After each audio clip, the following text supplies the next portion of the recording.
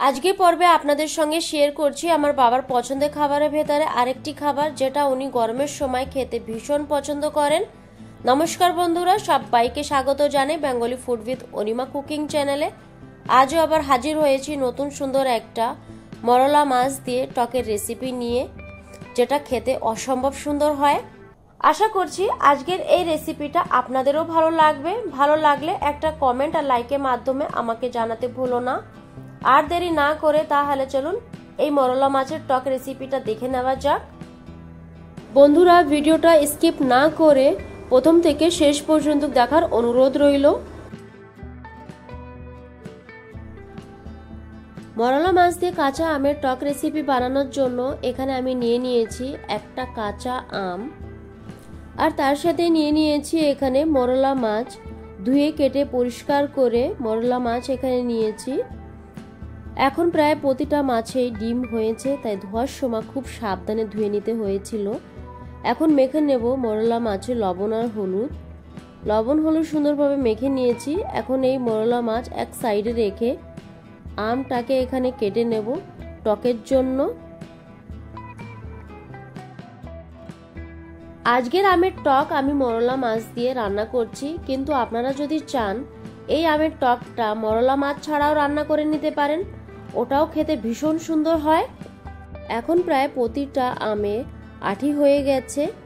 আমার এই আমেও আঠি হয়ে গেছিল, তাই কাটতে একটু অসুবিধা হচ্ছিল।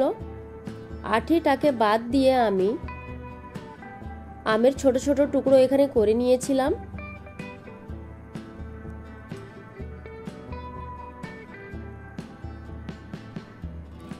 ঠিক এরকম করে আমি আমের টুকরো করে নিয়েছি। এখন আম আরেকবার আমি ধুয়ে নেব।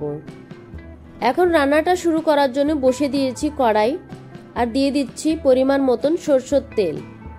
সরষের তেল আর কড়াই দুটোই এখানে ভালো করে গরম করে নেব। জানেন, আমি প্রায় দেখেছি ছোট মাছ অনেকেই ভাজতে পারেন না। মাছ ভাজতে গেলে হয়তো কড়াইয়ের সঙ্গে লেগে যায়, না হলে মাছগুলো ভেঙে যায়। কিন্তু মাছ ভাজাও একটা আমার কাছে আর্ট মনে হয়। ছোট মাছ যদি আপনি ভাজতে পারেন তাহলে আপনি কোনো রকমের মাছই ভেজে নিতে পারেন, এটা আমার ধারণা। আপনারা আমার সঙ্গে একমত আছেন কি না অবশ্যই কমেন্টের মাধ্যমে জানাবেন। দেখেছেন বন্ধুরা, কড়াইয়ের সঙ্গে একটাও মাছ লেগে যায়নি। মাছগুলো এখানে সুন্দরভাবে আমি ভেজে নিয়েছি। এখন মাছগুলো তুলে নেব।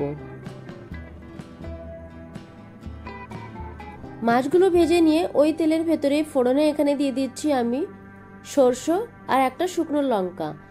আমি এই আমের টকে সরষে ফোড়ন ইউজ করছি, আপনারা যদি চান তাহলে 5 ফোড়নও এখানে ইউজ করতে পারেন। ফোড়নটা একটু ভেজে নিয়ে দিয়ে দিচ্ছি কেটে ধুয়ে রাখা আম, তার সাথে দিয়ে দিচ্ছি পরিমাণ মতন হলুদ আর লবণ। লবণ আর হলুদ দিয়ে 3 থেকে 4 মিনিটের মতন আম আমি এখানে ভেজে নেব।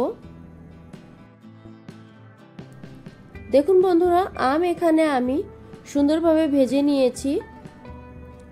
এখন দিয়ে দেব পরিমাণ মতন জল। আমি এই আমের টকটা একটু ঝোল ঝোল করব, তার জন্য একটু জলের পরিমাণটা বেশি রাখছি। আপনারা যদি একটু কম ঝোল রাখতে চান তাহলে জলটা কম ইউজ করবেন।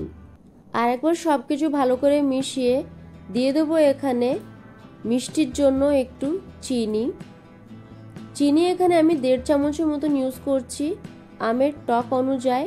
আম যদি বেশি টক থাকে তাহলে চিনির পরিমাণটা একটু বাড়িয়ে দেবেন। এখন ঢাকা দিয়ে আমগুলি এখানে সেদ্ধ করে নেব 3 থেকে 4 মিনিটের মতন। দেখুন বন্ধুরা, আম এখানে সুন্দরভাবে সেদ্ধ হয়ে গেছে। এখন অ্যাড করে দেবো ভেজে রাখা মরলা মাছ। বন্ধুরা, এই আমের টক রেসিপি খেতে অসম্ভব সুন্দর হয়।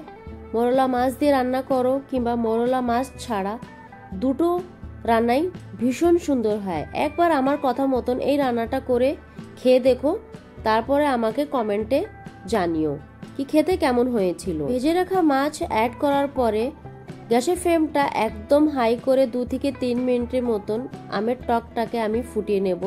তাহলে একদম রেডি আমাদের মরলা মাছ দিয়ে আমের টকের রেসিপি, যেটা খেতে অসম্ভব সুন্দর হয়েছিল বন্ধুরা। আশা করছি আজকে মরলা মাছের টক রেসিপি ভালো লেগেছে। ভালো লাগলে একটা লাইক আর কমেন্টের মাধ্যমে আমাকে জানিও। আমার চ্যানেলটাকে সাবস্ক্রাইব করে পাশে থেকো। দেখা হচ্ছে পরবর্তী অন্য কোনো ভিডিওতে অন্য কোনো নতুন রেসিপির সঙ্গে। ততক্ষণের জন্য টাটা, বাই বাই।